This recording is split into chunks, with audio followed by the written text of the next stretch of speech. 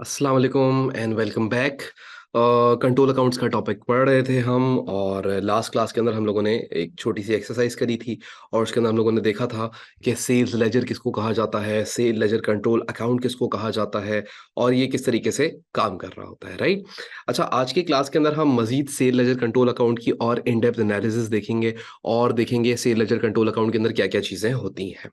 देखो यार, सबसे पहले ना यहाँ पे हम लोग अगर बात करना स्टार्ट करें, तो हम लोगों ने अब तक क्या सीखा। What are control accounts? Control accounts are simply total receivable and total payable accounts। अच्छा, मैंने अभी तक आपको टोटल रिसीवेबल अकाउंट तो पढ़ाया है, टोटल पेबल अकाउंट अभी हम आगे जाके पढ़ेंगे, जिसको हम परचेज लेजर कंट्रोल अकाउंट कहते हैं, ठीक है।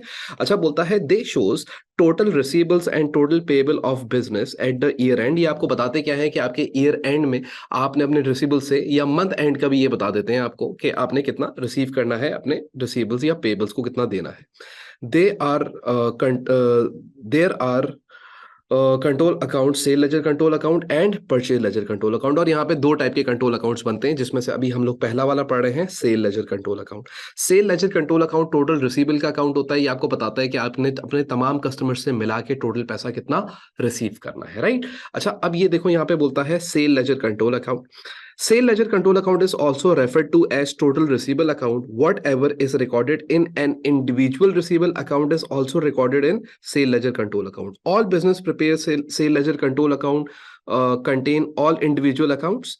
At the same time, all business also prepare total receivable account known as sale ledger control account। हम लोग ये बात ऑलरेडी लास्ट क्लास में कर चुके कि यार, जो बिजनेसेस होते हैं वो इंडिविजुअल अकाउंट्स भी बनाते हैं, ठीक है, यानी कि अलग अलग जो भी कस्टमर्स होंगे उनके अलग अलग टी अकाउंट्स भी बनाते हैं, और एक कंट्रोल अकाउंट भी बनाते हैं जिनमें उन तमाम कस्टमर्स का डेटा एक ही जगह पर रिकॉर्ड करते हैं, और यहां से आपको टोटल बैलेंस पता लग जाता है। याद करो, लास्ट क्लास में मैंने आपको क्या बताया था कि भाई मिस्टर एक्स का अकाउंट से हमें पता लगा कि मैंने उससे 500 लेने हैं, और वाई के अकाउंट से मुझे पता लगा मैंने 1000 लेने हैं। तो अगर मैं इन दोनों का अकाउंट मर्ज करके बना दूं, एक साथ करके बना दूं, तो मुझे पता लग जाएगा मैंने इन दोनों से मिला के टोटल पैसे कितने लेने। तो जो टोटल पैसे लेने हैं दैट इज 1500।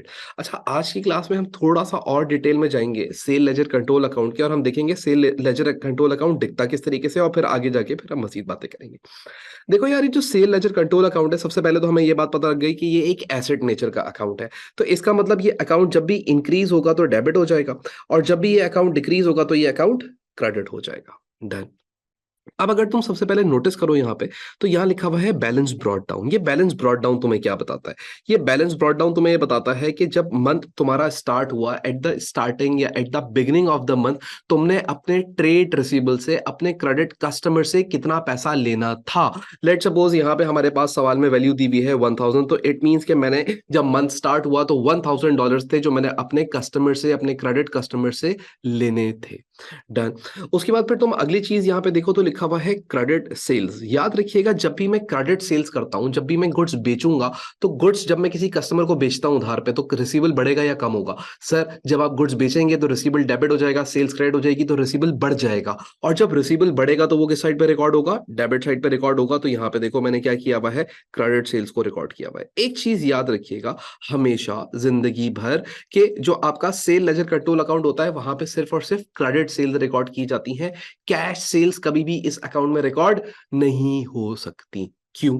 इसकी वजह है, देखो यार, अगर मैं आपसे बोलूं, मैं आपसे एक एंट्री बनवाता हूं कि यार सोल्ड गुड्स फॉर कैश $1000, तो इसकी जर्नल एंट्री क्या बनेगी? आप बोलोगे सर नॉर्मल एंट्री बनेगी, कैश डेबिट हो जाएगा 1000 का, एंड सेल्स क्रेडिट हो जाएगी 1000 से। और अगर मैं आपसे बोलूं कि एक और एंट्री बनाओ जरा, और उसमें लिखो sold goods on credit $1000। Now what will be the general entry? आप बोलोगे सर ट्रेड रिसीवेबल डेबिट हो जाएगा इस एंट्री के अंदर 1000 से, एंड सेल्स जो है सर वो क्रेडिट हो जाएंगी 1000 से। तो याद रखिएगा, ये जो एंट्री है ना, ये तो तुम्हारे सेल लेजर कंट्रोल अकाउंट में रिकॉर्ड हो सकती है, लेकिन जो ऊपर वाली एंट्री तुमने बनाई है ना, ये एंट्री तुम्हारे सेल लेजर कंट्रोल अकाउंट में रिकॉर्ड नहीं हो सकती, क्योंकि वो कैश सेल्स की ट्रांजेक्शन है। तो हमेशा याद रखिएगा कि यहाँ पे जो भी सेल्स रिकॉर्ड की जाएंगी वो क्रेडिट सेल्स रिकॉर्ड होती है। डन, बात समझ आई। अच्छा, उसके बाद फिर अगली चीज यहाँ पे लिखी हुई है cash refund to customers. Cash refund to customers का मतलब क्या है? सबसे पहले तो आपको ये समझना पड़ेगा। इसको समझने के लिए ना हम क्या करते हैं, हम एक एग्जाम्पल लेते हैं और इसी एग्जाम्पल को, इसी जगह को मिटा के यहाँ पे एक और एग्जाम्पल लेते हैं। देखो, मैं बोलता हूँ कि sold goods on credit to mister X dollar 1000, what will be the general entry? Simple simple जवाब दीजिएगा। आप बोलेंगे सर कोई मसला नहीं है, मिस्टर एक्स डेबिट हो जाएंगे एंड सेल्स क्रेडिट हो जाएंगी, this will be the general entry to record this transaction. मैंने बोला वेरी गुड, आपको बिल्कुल ये बात समझ आई। फिर उसके बाद क्या हुआ, अगली एंट्री जरा सुनिएगा। मिस्टर एक्स पेड अस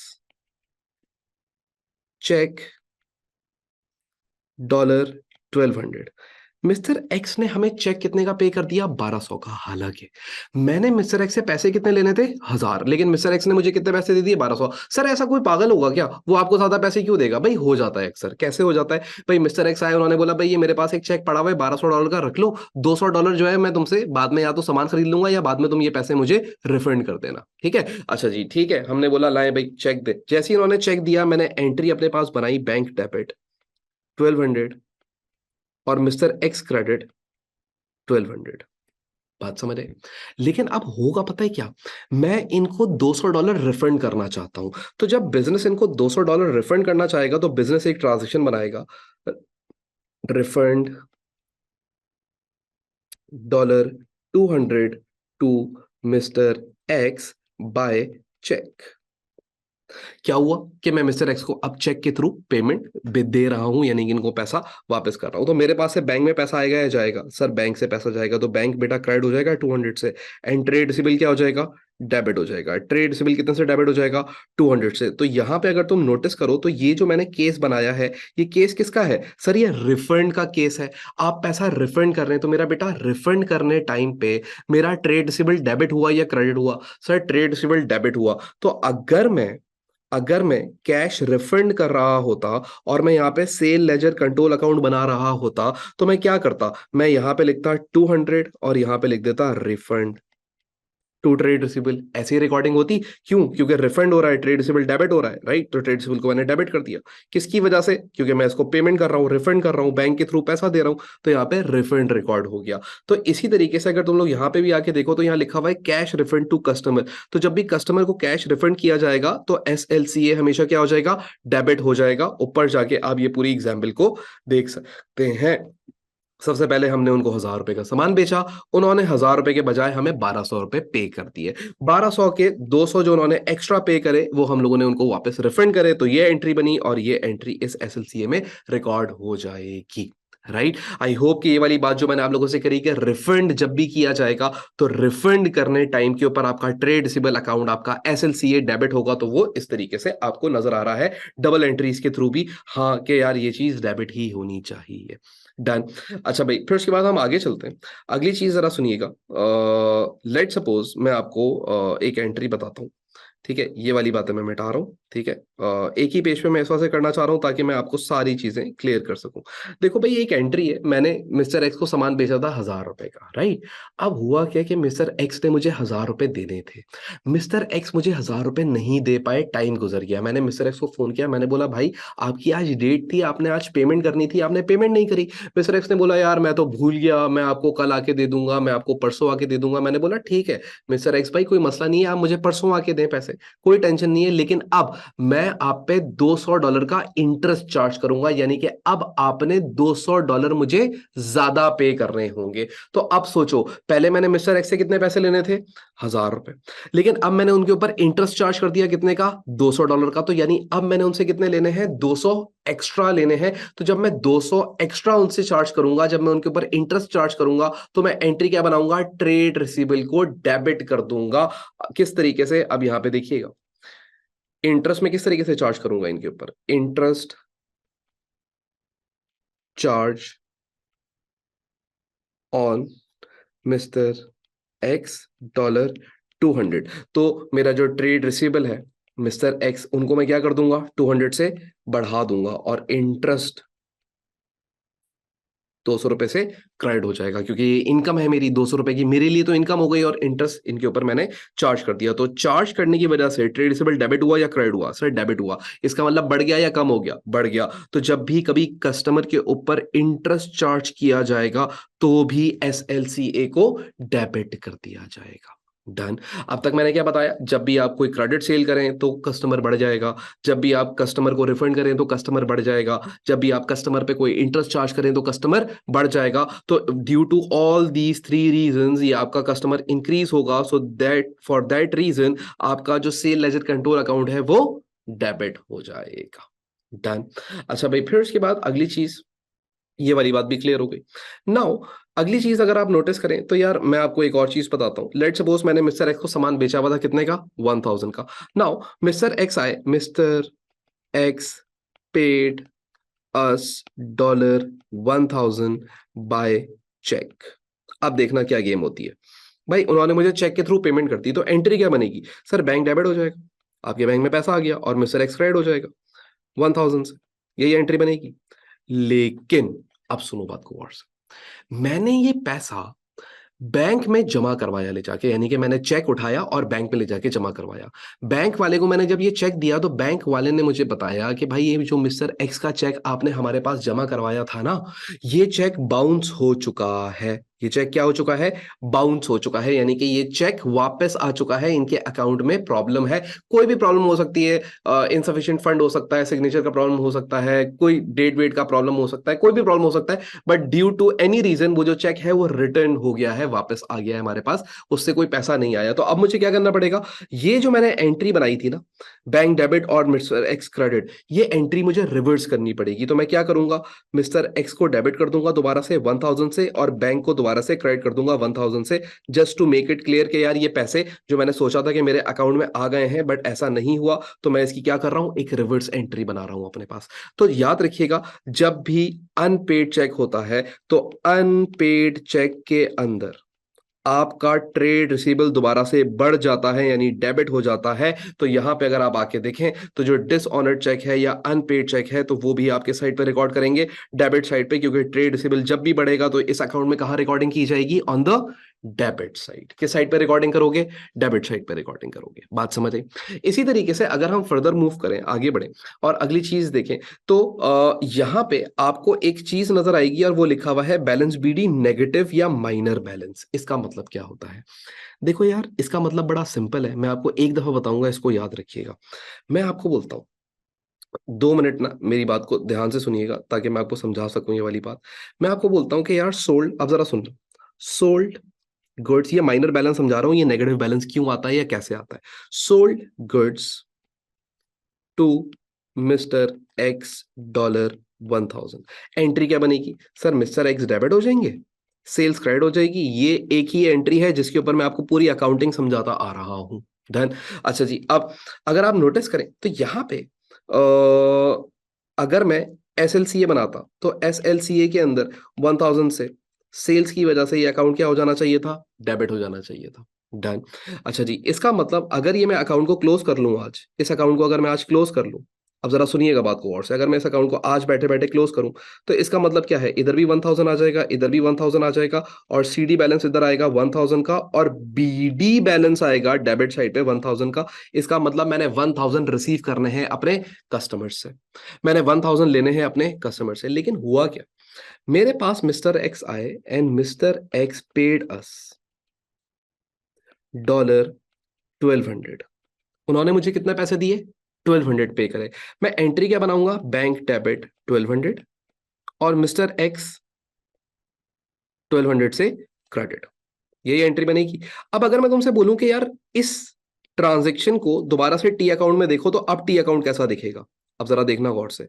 एस एल सी ए, सबसे पहले क्या हुआ था? सेल्स हुई थी तो मिस्टर एक्स डेबिट हुए थे 1000 से, आपने 1000 से डेबिट कर दिया सेल्स की वजह से। फिर उसके बाद इन्होंने आपको पैसा दिया तो मिस्टर एक्स क्रेडिट हो गए 1200 से बैंक की वजह से। अब अगर तुम नोटिस करो ना तो इस अकाउंट का जो सीडी बैलेंस है ना वो ऑपोजिट साइड पे बनेगा, यानी कि इसका सीडी बैलेंस बनेगा, देखो कैसे। 1200 हैवी साइड कौन सी है इस बार? क्रेडिट साइड हैवियर है ना, तो हल्की वाली साइड कौन सी है? Debit side. तो यहाँ पे आ जाएगा आपका बैलेंस सीडी 200 का, और यहां आ जाएगा आपके पास बैलेंस BD 200 का। अब अगर तुम नोटिस करो तो तुम्हें यहाँ पे बैलेंस BD नजर आ रहा है क्रेडिट साइड के ऊपर। ये क्रेडिट साइड पे बैलेंस BD तुम्हें क्यों नजर आ रहा है? ये बैलेंस BD क्रेडिट साइड पे तुम्हें इसलिए नजर आ रहा है क्योंकि तुम्हारे कस्टमर्स ने तुम्हें कुछ एक्स्ट्रा पेमेंट करी हुई है, एक्स्ट्रा पैसे दिए हुए हैं। ये बैलेंस BD 1000 तुम्हें क्या बता रहा था कि तुमने अपने कस्टमर से 1000 लेने हैं, लेकिन वो जो 1000 तुमने लेने थे उसके बजाय उसने तुम्हें कितने पे कर दिए? 1200 पे कर दिए। तो क्या इसका मतलब ये हो गया कि 200 तुम्हारे पास उल्टा एक्स्ट्रा पड़ा हुआ है पैसा? हाँ सर, हमारे पास हमारे कस्टमर का एक्स्ट्रा पैसा पड़ा हुआ है। तो इसी को कहा जाता है नेगेटिव बैलेंस या माइनर बैलेंस, कि ये वो कस्टमर हैं जिन्होंने आपको एक्स्ट्रा पैसा दिया हुआ है, एडवांस में पैसा दिया हुआ है। ये एक्स्ट्रा पैसा है जो आपके कस्टमर ने आपको दिया हुआ है। अब इस एक्स्ट्रा पैसे को आप कैसे उतार सकते हो? दो तरीके से, या तो वो आपसे कोई सामान खरीद के चला जाए, या इस पैसे का तुम रिफंड कर दो। दो ही काम कर सकते हो। और ये जो पैसा है, ये कौन सा पैसा है? ये पैसा तुम्हारा वो पैसा है जो तुमने अपने कस्टमर से रिसीव करना है। ये तुम्हारे लिए रिसीवेबल है, और ये जो तुम्हारे पास पैसा है ये तुमने एक्स्ट्रा रिसीव कर लिया है। ये तुमने ज्यादा पैसा रिसीव कर लिया है। तो जब भी तुम अपने कस्टमर से ज्यादा पैसा रिसीव कर लेते हो तो उसको हम माइनर या नेगेटिव बैलेंस कहते हैं। तो याद रखिएगा, ये जो नेगेटिव बैलेंस है ये आपके बिजनेस के लिए एसेट है या लायबिलिटी है? सर, ये हमारे बिजनेस के लिए एक लायबिलिटी होगी क्योंकि हमारे पास किसी का पैसा एक्स्ट्रा रखा हुआ है, और ये जो पैसा है ये हमारे लिए एक एसेट होगा। बात समझ आई? तो ये नेगेटिव बैलेंस और पॉजिटिव बैलेंस के अंदर ये डिफरेंस होता है। पॉजिटिव बैलेंस मतलब ये रिसीवेबल पैसा है, ये पैसा तुमने लेना है, और अगर तुम्हारे पास किसी कस्टमर का एक्स्ट्रा पैसा आ गया है तो वो नेगेटिव बैलेंस बन जाएगा, वो यहाँ पे शो हो रहा होगा। क्लियर? उसके बाद फिर अगली चीज देखो तो यहाँ लिखा हुआ है सेल्स रिटर्न। सेल्स रिटर्न्स क्या होती हैं? सेल रिटर्न, भाई सिंपल सी लॉजिक है। सेल रिटर्न की एंट्री क्या बनती है? सर, सेल रिटर्न की एंट्री बनती है सेल्स रिटर्न डेबिट, और जो भी आपका ट्रेड रिसीवेबल होता है वो क्रेडिट हो जाता है। तो देखो, सेल रिटर्न होने की वजह से ट्रेड रिसीवेबल क्या हो रहा है? क्रेडिट, यानी कि कम। तो यानी कि ये हमेशा किस साइड पर रिकॉर्ड होगा? क्रेडिट साइड के ऊपर। यानी कि सेल्स रिटर्न हमेशा तुम्हारे कस्टमर को क्या करेगी? कम करेगी। भाई देखो, ऐसे सोचो इसको, मैंने ये 1000 रुपए का सामान बेचा मिस्टर एक्स को, तो मैंने उनसे कितने पैसे लेने? 1000 रुपए लेने हैं। अगर फर्ज करो कि वो मुझे आके ये पेंसिल वापस कर जाए, तो अब मैंने उनसे कितने पैसे लेने होंगे? 0। तो जब रिटर्न्स हो जाती है ना, जब चीज वापस आ जाती है ना, तब आपका बैलेंस भी खत्म हो जाता है या कम हो जाता है। तो इसको इस तरीके से भी देख सकते हैं कि अगर हम इसको थोड़ा सा और डिटेल में लेके चलें तो हम यहाँ पे बोलते हैं कि भाई sold goods to mister X on credit $1000। ठीक है, मैं अब इसकी एंट्री बनाऊंगा तो एंट्री बनेगी मिस्टर एक्स डेबिट हो जाएंगे, या ट्रेड रिसीवेबल डेबिट हो जाएगा 1000 से, राइट? और सेल्स क्या हो जाएंगी? क्रेडिट हो जाएंगी। कितने से? 1000 से। फिर हुआ क्या कि मिस्टर एक्स रिटर्न अस गुड्स $1000। उन्होंने 1000 वाली गुड्स हमें वापस कर दी। अब एंट्री क्या बनेगी? अब एंट्री बनेगी सेल्स रिटर्न डेबिट। तो सेल रिटर्न क्या हो जाएंगी? डेबिट। एंड मिस्टर एक्स यानी कि ट्रेड रिसीवेबल क्या हो जाएंगे? क्रेडिट। अब अगर तुम नोटिस करो, मैं अगर इस बात को एक सेल लेजर कंट्रोल अकाउंट बना रहा होता, उसके अंदर रिकॉर्ड कर रहा होता, अब समझना इस बात को, मैं अगर SLCA बना रहा होता और इस बात को अपने पास रिकॉर्ड कर रहा होता, तो मैं किस तरीके से इसको रिकॉर्ड करता? सबसे पहले मैं यहाँ पे लिखता कि भाई मैंने सामान बेचा मिस्टर एक्स को 1000 का, ठीक है, तो यहाँ पे 1000 लिखता, ठीक है, और किसकी? सेल्स, ऑपोजिट अकाउंट का नाम। फिर एक सेल रिटर्न होती तो मिस्टर एक्स को क्या कर देता? क्रेडिट कर लेता। कितने से? 1000 से। किसकी वजह से? सेल्स रिटर्न्स की वजह से। तो इस अकाउंट का बैलेंस कितना बचता? सर, इस अकाउंट का बैलेंस कुछ भी नहीं बचता, क्योंकि आपने 1000 रुपए का सामान बेचा था और उसने 1000 रुपए का सामान ही आपको वापस कर दिया। तो there is no remaining balance on the account. तो सेल रिटर्न होने की वजह से सेल लेजर कंट्रोल अकाउंट हमेशा क्या हो जाएगा? क्रेडिट हो जाएगा, यानी कि कम हो जाएगा। तो यहां पे आके देखो तो सेल रिटर्न तुम्हें नजर आ रही है, और ये जो सेल रिटर्न है तुम्हारे पास वो ये रही। ठीक है, अच्छा भाई, फिर उसके बाद अगली चीज, अगर मैं तुम लोगों से बोलूं कि भाई ये सेल रिटर्न ना हुई होती तो फिर क्या होता? भाई दूसरा काम ये भी तो हो सकता था कि मिस्टर एक्स आते हैं और वो हमें आके पैसे दे जाते। तो भाई यहाँ पे एंट्री बनती कि mister X paid us $1000 by cheque. Now what will be the journal entry for this transaction? क्या बनाओगे? तुम बोलोगे सर बैंक डेबिट, ठीक है, एंड जो आपका सेल्स है वो, सॉरी सेल्स बोल रहा हूं, मिस्टर एक्स है, वो क्रेडिट हो जाएगा 1000 से।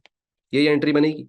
तो अब यहां पे तुम देखो तो दोबारा से मिस्टर एक्स यानी कि तुम सेल लेजर में किस साइड पे रिकॉर्ड करोगे? क्रेडिट साइड के ऊपर। किसकी वजह से? बैंक की वजह से। यानी कि ये क्या है? तुम्हारे पास रिसीट है, इसको हम कहते हैं रिसीट फ्रॉम, इसको हम कहते हैं रिसीट फ्रॉम कस्टमर। ये तुम्हारे कस्टमर्स की तरफ से तुम्हारे पास रिसीट है। बात समझे? तो ये हम लोगों ने यहां पे देखा कि यार जब तुम्हारे पास कस्टमर से रिसीट आ जाए तब भी तुम्हारा अकाउंट क्या हो जाता है? कम हो जाता है, डिक्रीज हो जाता है। अगर तुम किसी कस्टमर को कोई डिस्काउंट अलाउ कर देते हो, तो भाई लेट सपोज मैंने एक बंदा था, उसको 1,000 रुपए का सामान बेचा हुआ था, मैंने बोला यार मैंने तुम्हें डिस्काउंट अलाउ करा 200 का, तो अब मैंने उससे कितने पैसे लेने हैं? 800 रुपए लेने हैं। तो क्या 200 रुपए से जो मेरा कस्टमर है वो कम हो गया? हाँ जी। तो डिस्काउंट अलाउ होने की वजह से भी आपका कस्टमर कम हो जाता है, ये आप ऑलरेडी कैश बुक के अंदर भी देख के आ चुके हैं। इसी तरीके से अगर कोई बेड डेड हो जाए तो बेड डेड होने की वजह से भी आपका कस्टमर क्या हो जाता है? कम हो जाता है। उसकी वैल्यू क्या हो जाती है? गिर जाती है। तो बेड डेड हो जाए, डिस्काउंट अलाउ हो जाए, सेल रिटर्न हो जाए, या वो आपको पेमेंट कर दे, इन सारी सूरतों के अंदर आपका जो रिसीवेबल है वो क्या हो जाएगा? कम हो जाएगा। बेड डेड हो गया तो भी कस्टमर कम करोगे, सेल रिटर्न हो गई तो भी कस्टमर कम करोगे, कस्टमर ने पैसा दे दिया तो भी कस्टमर कम करोगे, कस्टमर को डिस्काउंट दे दिया तो भी कस्टमर को कम करोगे। सही है। अब अगली चीज यहां पे सबसे काम की है। अगली चीज अगर आप देखें तो यहां लिखा हुआ है purchase ledger control account Contra. Now let me explain you what is Contra set of, sorry, Contra set of क्या चीज होती है, हम इसके बारे में बात करते हैं। देखो यार, मैं आपको एग्जाम्पल देके समझाता हूँ। लेट सपोज मैंने एक कोई बंदा था, मैंने उससे पैसे लेने थे 5,000। कितने पैसे लेने थे उससे? 5,000 रुपए, यानी कि मेरा रिसीबल था कितने का? 5,000 का। अब इस बात को गौर से सुन। मैं एक दिन रास्ते से गुजर रहा था, तो वो जो बंदा था ना, उसका कुछ क्लोथिंग बिजनेस का एक ब्रांड भी था, वो अपना एक क्लोथिंग बिजनेस चलाता था। तो मैं एक दिन रुका, मुझे कुछ एक जीन्स चाहिए थी, मैं रुका और मैं उसकी शॉप पे चला गया। मैंने उसकी शॉप पे जाके देखा कि यार वहां पे एक जीन्स है जो कि मुझे अच्छी लगी, मैंने वो खरीद ली। मैंने देखी कि वो कितने की है, वो थी 4,000 की। मैंने उस बंदे को फ़ोन किया, मैंने उसको बोला कि देखो यार तुमने मुझे देने हैं 5,000 रुपए। मैंने तुम्हारी शॉप से एक जीन्स ली है जो कि है 4,000 रुपए की। तो अब तुम एक काम करना, जो रिमेनिंग पैसे हैं ना, बस तुम वो मेरे मुझे वापस कर देना। और वो रिमेनिंग पैसे अब मुझे कितने वापस करेगा?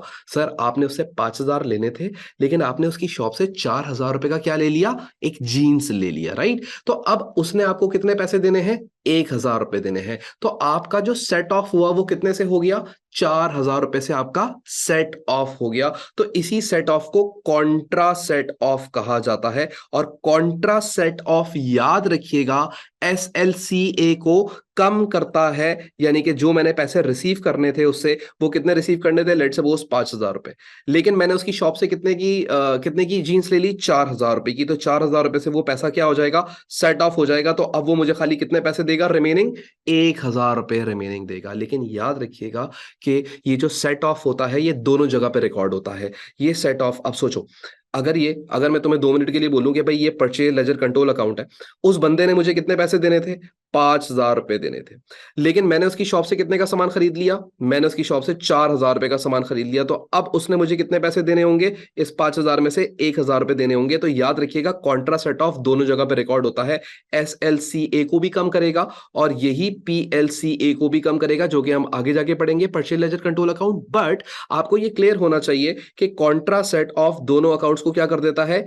कम कर देता है। तो परचेज लेजर कंट्रोल अकाउंट के अंदर sale ledger control account record हो जाएगा, और सेल लेजर कंट्रोल अकाउंट के अंदर परचेज लेजर कंट्रोल अकाउंट का कॉन्ट्रा सेट ऑफ रिकॉर्ड हो जाएगा। सर इसको लिखने का तरीका क्या है? भाई इसको कॉन्ट्रा सेट ऑफ लिख सकते हैं, परचेज लेजर कंट्रोल अकाउंट पूरा ना भी लिखें तो कॉन्ट्रा सेट ऑफ लिख सकते हैं आप। लेकिन याद रखिएगा, जितने का कॉन्ट्रा सेट ऑफ आपने एसएलसीए में रिकॉर्ड किया है, उतने का ही कॉन्ट्रा सेट ऑफ आपका पीएलसीए के अंदर भी रिकॉर्ड होगा।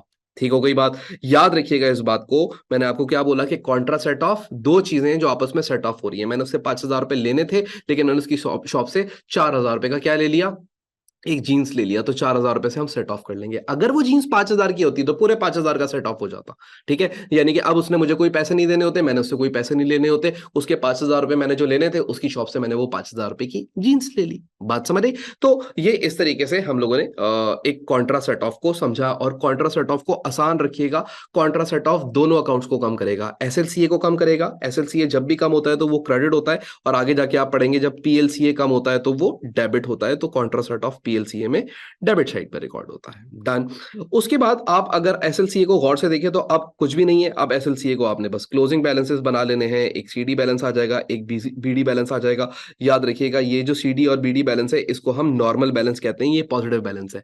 लेकिन अगर सीडी और बीडी इस साइड पे बन रहा है, अगर सीडी बैलेंस और बीडी बैलेंस आपका ऑपोजिट साइड पे बन रहा है यानी कि इधर बन रहा है, तो इसका मतलब यह है कि आपके कस्टमर्स ने आपको एक्स्ट्रा पैसे दिए हुए हैं। ये आपको एक्स्ट्रा पैसे शो करेगा और ये आपको रिसीवेबल शो करेगा। ये आपको शो करेगा कितने रिसीव करने, ये आपको रिसीवेबल शो करेगा और ये आपको एक्स्ट्रा रिसीव शो करेगा कि आपने एक्स्ट्रा कितना रिसीव कर लिया है अपने कस्टमर से, अगर कोई कस्टमर ने ज्यादा पैसे दे दिए हैं आपको। बात समझ आई? तो ये आपको इस तरीके से बैलेंस करता है।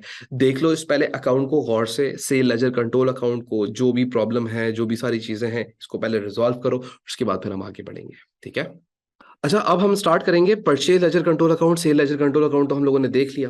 परचेज लेजर कंट्रोल अकाउंट को पढ़ने से पहले हम लोग कुछ ट्रांजैक्शंस हैं, इन ट्रांजैक्शंस को हम क्या करते हैं, अपने पास रिकॉर्ड करते हैं और फिर इनके परचेज लेजर्स बनाते हैं और फिर आगे गेम करते हैं, देखते हैं क्या होता है। देखो सबसे पहली ट्रांजैक्शन के अंदर वो आपको बोलता है कि यार bot goods from mister X dollar 1000, तो हम लोगों ने गुड्स खरीदे हैं। तो एंट्री क्या बननी चाहिए? नंबर 1, तो आप बोलोगे एंट्री सिंपल बनेगी, परचेजेस डेबिट, ठीक है, एंड मिस्टर एक्स क्रेडिट, यही एंट्री बनेगी 1000 से एंड 1000 से। दूसरी एंट्री अगर आप देखो तो दूसरी एंट्री क्या बनेगी?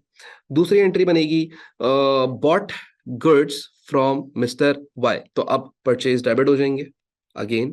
लेकिन इस बार आपने जो 2000 रुपए के गुड्स खरीदे हैं वो एक्स से नहीं बल्कि वाई से खरीदे हैं, तो मिस्टर वाई क्रेडिट हो जाएंगे 2000 से। डन। फिर उसके बाद अगली एंट्री अगर आप देखें तो क्या बोलता है, return goods to mister X 200, तो हम लोगों ने क्या किया, मिस्टर एक्स को गुड्स रिटर्न कर दिया, तो एंट्री क्या बनेगी? नंबर 3, थर्ड एंट्री बनेगी आपकी। देखो भाई किस तरीके से थर्ड एंट्री हम बनाएंगे, हम रिटर्न कर रहे हैं तो मिस्टर एक्स डेबिट हो जाएंगे 200 से एंड परचेज रिटर्न्स क्रेडिट हो जाएगी 200 से। ठीक है, उसके बाद आ जाओ नंबर 4 एंट्री पे। नंबर 4 में क्या हुआ? नंबर 4 में बोलता है return goods to mister Y, अब हमने मिस्टर वाई को गुड्स रिटर्न कर दिया तो मिस्टर वाई वापस डेबिट हो जाएंगे 500 से एंड परचेज रिटर्न क्रेडिट हो जाएगी कितने से? 500 से। ठीक है, फिर उसके बाद नेक्स्ट आ जाओ तो बोलता है we paid 300 by cheque to mister X, हमने मिस्टर एक्स को कुछ चेक दे दिया, तो एंट्री क्या बनेगी? नंबर 5 भाई सिंपल सी एंट्री बनेगी, हमारे पास से पैसा चला गया तो बैंक क्रेडिट हो गया और मिस्टर एक्स डेबिट हो गए कितने से? 300 से एंड 300 से, ये एंट्री बनेगी।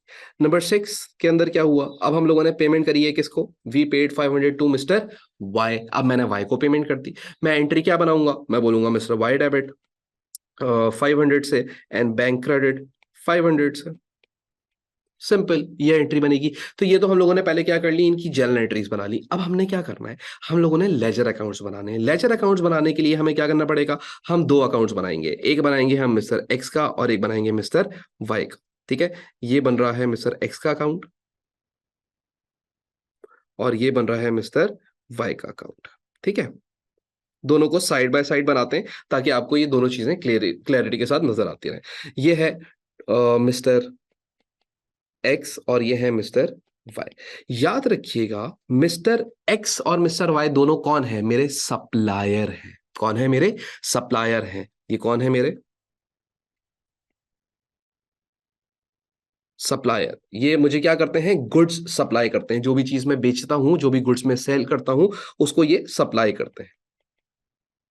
तो याद रखिएगा जब भी सप्लायर का टी अकाउंट बनाया जाता है तो उसको कहा जाता है परचेज लेजर।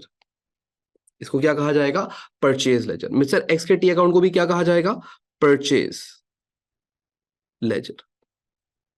ठीक है, याद रखिएगा सप्लायर के टी अकाउंट को परचेज लेजर कहा जाता है और कस्टमर के टी अकाउंट को सेल्स लेजर कहा जाता है। सेल लेजर तो हम ऑलरेडी पीछे देख के आ चुके हैं, सेल लेजर में तो हमें कोई इतना मसला नहीं था। बट परचेज लेजर के बारे में मैंने आपको क्या बताया? परचेज लेजर सप्लायर के टी अकाउंट को कहा जाता है, यानी वो बंदा जो हमें गुड्स प्रोवाइड कर रहा है उसके टी अकाउंट को परचेज लेजर कहा जाता है।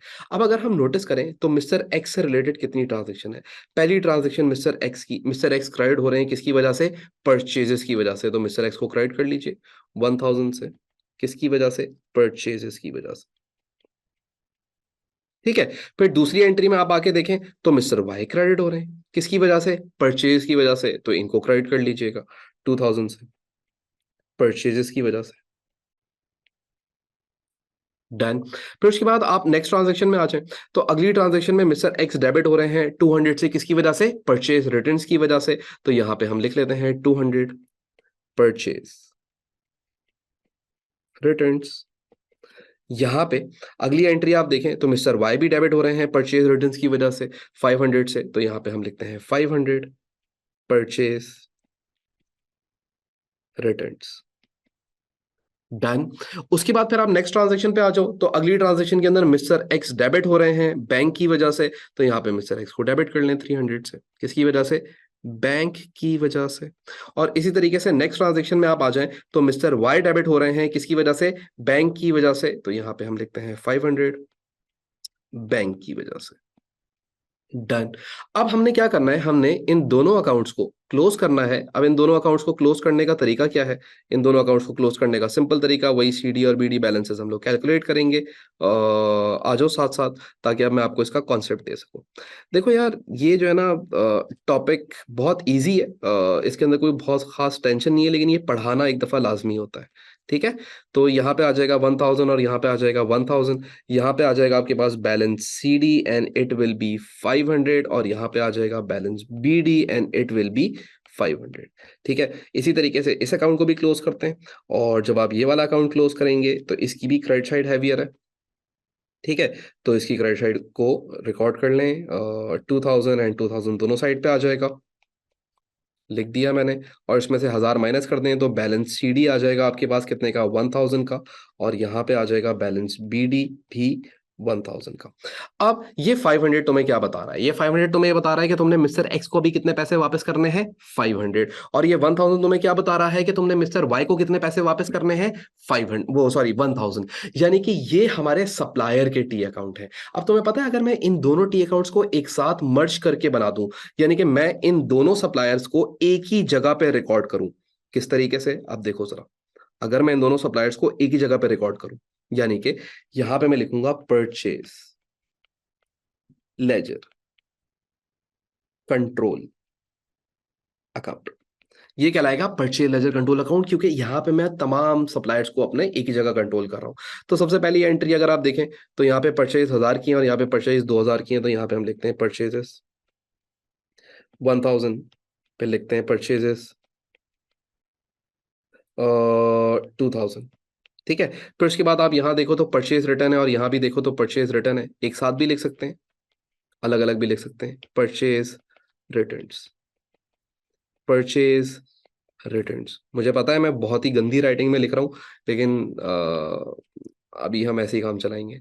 अच्छा, उसके बाद फिर आगे आ जाओ तो अगली चीज यहाँ लिखा हुआ है बैंक 300 एंड 500, तो यहाँ पे लिखो बैंक 300 और बैंक 500। ठीक है। अब तुमने क्या करना है, इस अकाउंट को क्लोज कर लेना है। इस अकाउंट को क्लोज करने का मतलब वही सीडी बीडी बैलेंसेस कैलकुलेट करने।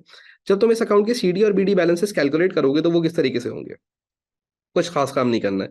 यहाँ पे आ जाएगा तुम्हारे पास 3000, यहाँ पे भी आ जाएगा 3000, और ये 1000 और 1500 माइनस कर दो तो रिमेनिंग बचेगा 1500। ये आ जाएगा आपके पास बैलेंस सीडी, और ये आ जाएगा आपके पास बैलेंस बीडी 1500 का। ये तुम्हें 1500 क्या बता रहा है? ये 1500 तुम्हें ये बता रहा है कि तुमने अपने टोटल सप्लायर से, जो तुमने तमाम लोगों से सामान खरीदा है, उनको तुमने कितना पैसा वापस करना है। तो वो कितना पैसा वापस करना है? 1500। और अगर तुम नोटिस करो तो इन दोनों को मिला के भी हमें कितना पैसा वापस करना है? 500 प्लस 1000, 1500। और इसी अकाउंट को अगर मैं एक साथ बना लूं तो उसमें भी मुझे यही बात पता लगेगी। अब याद रखिएगा, ये इंडिविजुअल अकाउंट है तो इसको मैं कहूंगा परचेज लेजर। ये इंडिविजुअल अकाउंट है तो मैं इसको कहूंगा परचेज लेजर। और ये अकाउंट कलेक्टिव दोनों का मिला के बनाया गया है, तो इसलिए मैं इसको कहूंगा परचेज लेजर कंट्रोल अकाउंट। इस वजह से मैं इसको क्या नाम दूंगा? Purchase ledger control account. तो जहां पे एक से ज्यादा सप्लायर के बारे में बातें हो रही होंगी जिस अकाउंट के अंदर, यानी कि तमाम सप्लायर्स को जहां मैं एक अकाउंट में लाके रख दूंगा, तो उसको मैं कहूंगा purchase ledger control account. Done, बात समझ आई? So this is the difference between purchase ledger and purchase ledger control account.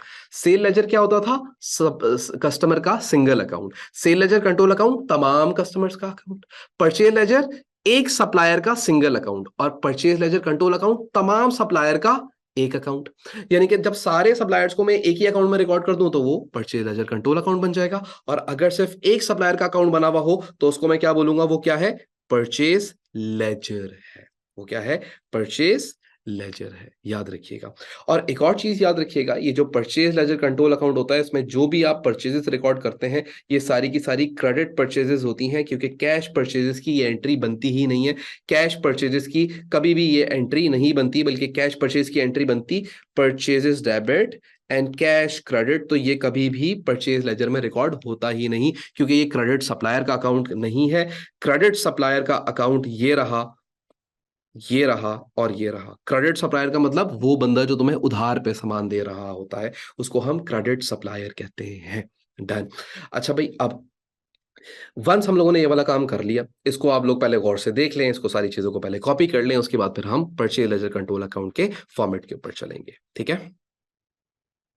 अच्छा यार, अब हम लोगों ने जब परचेज लेजर कंट्रोल अकाउंट को देख लिया कि वो कैसा दिखता है, तो अब हम लोग क्या करेंगे? अब हम लोग जो है इस अकाउंट को जरा गौर से देखते हैं कि परचेज लेजर कंट्रोल अकाउंट दिखने में कैसा लगता है।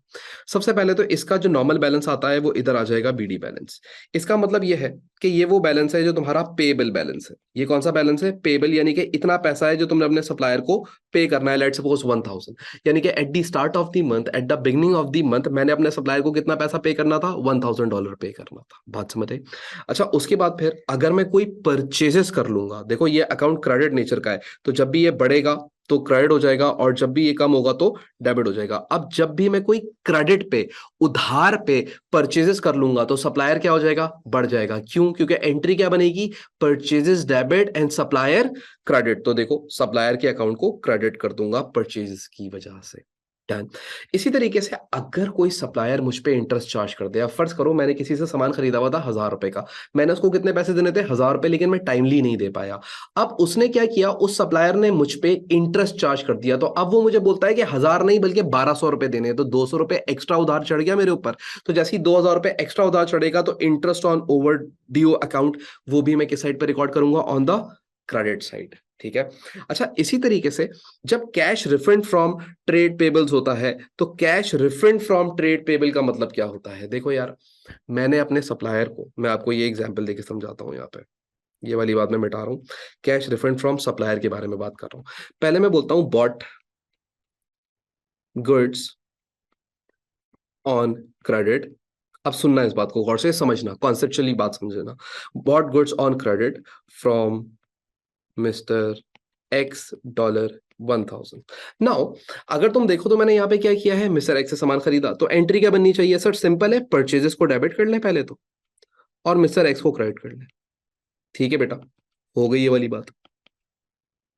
अच्छा, अब क्या हुआ? मैं अब मिस्टर एक्स को पेमेंट करता हूं, पेड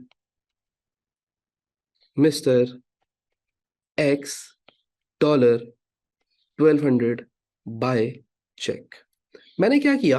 मैंने ज्यादा का चेक बना के मिस्टर एक्स को दे दिया गलती से। ठीक है, ज्यादा का चेक बना तो एंट्री क्या बनी होगी? एंट्री तो कोई मसला नहीं है सर, मिस्टर एक्स डेबिट हो गए होंगे आपके 1200 से, और बैंक आपका क्रेडिट हो गया होगा 1200 से। नाउ मिस्टर एक्स को जो मैंने ₹200 एक्स्ट्रा दे दिए, मिस्टर एक्स मुझे वो रिफंड करना चाहते हैं। मिस्टर एक्स क्या चाहते हैं? कि वो पैसा मुझे वापस करते हैं। तो mister X refund $200 by cheque. उन्होंने $200 का चेक मुझे वापस दिया। अब एंट्री क्या बनेगी? एंट्री बनेगी, बैंक में मेरा पैसा आ गया तो बैंक डेबिट हो जाएगा, और मिस्टर एक्स क्या हो जाएंगे? क्रेडिट हो जाएंगे। मिस्टर एक्स क्या हो जाएंगे? क्रेडिट हो जाएंगे। तो जब भी आपका सप्लायर आपको रिफंड करेगा तो आप अपने सप्लायर को क्या कर देंगे? क्रेडिट कर देंगे। एंट्री क्या बनेगी? बैंक डेबिट, क्योंकि तुम्हारे पास पैसा आ गया तो बैंक डेबिट हो जाएगा और सप्लायर क्या हो जाएगा? क्रेडिट हो जाएगा। तो ये बात हमेशा याद रखिएगा।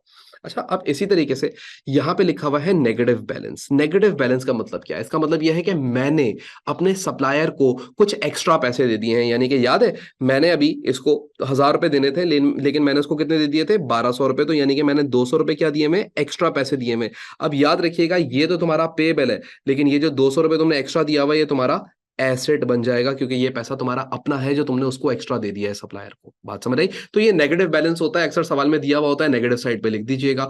ऑपोजिट साइड पे, यानी कि जो भी आपका नॉर्मल अकाउंट है, नॉर्मल अकाउंट का बीडी बैलेंस किधर आएगा? क्रेडिट साइड पे आएगा ना। तो अब नॉर्मल बैलेंस किधर लिखोगे? ऑन द डेबिट साइड, यानी कि नेगेटिव साइड के ऊपर लिखोगे। ठीक है। अच्छा, फिर कभी परचेज रिटर्न हो जाती है तो सप्लायर का अकाउंट कम हो जाता है। डिस्काउंट दे दोगे तो भी सप्लायर का अकाउंट कम हो जाएगा। अगर तुम पेमेंट कर दोगे सप्लायर को तो भी उसका अकाउंट कम हो जाएगा। और कॉन्ट्रा सेट ऑफ मैं बता चुका कि कॉन्ट्रा सेट ऑफ एसएलसीए और पीएलसीए दोनों अकाउंट्स को क्या करता है? कम करता है, उनकी वैल्यू को डिक्रीज करता है, उनकी वैल्यू को गिराता है। और इसी तरीके से आपका यहाँ पे बैलेंस सीडी आ जाएगा नॉर्मल वाला, और अगर नेगेटिव बैलेंस आ रहा है तो वो इस तरीके से आ जाएगा डेबिट साइड के ऊपर बीडी बैलेंस। लेकिन नॉर्मली इस अकाउंट का बैलेंस बीडी क्रेडिट साइड के ऊपर ही आता है, क्योंकि ये एक क्रेडिट नेचर का अकाउंट है। देन, तो ये आपका था परचेज लेजर कंट्रोल अकाउंट। अब सबसे इंपॉर्टेंट चीज के यार, ये तमाम इंफॉर्मेशन, ये जो जितनी इंफॉर्मेशन है, ये सारी इंफॉर्मेशन हमें मिलेगी कहाँ से?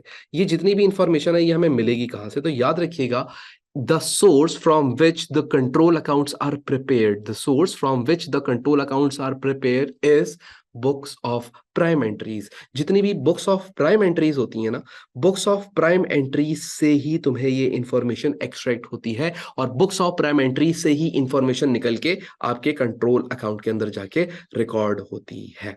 बात समझ आई? तो ये हम लोगों ने अभी तक जो करा है वो देखें कि यार ये परचेज लेजर कंट्रोल अकाउंट क्या होता है, सेल लेजर कंट्रोल अकाउंट क्या होता है।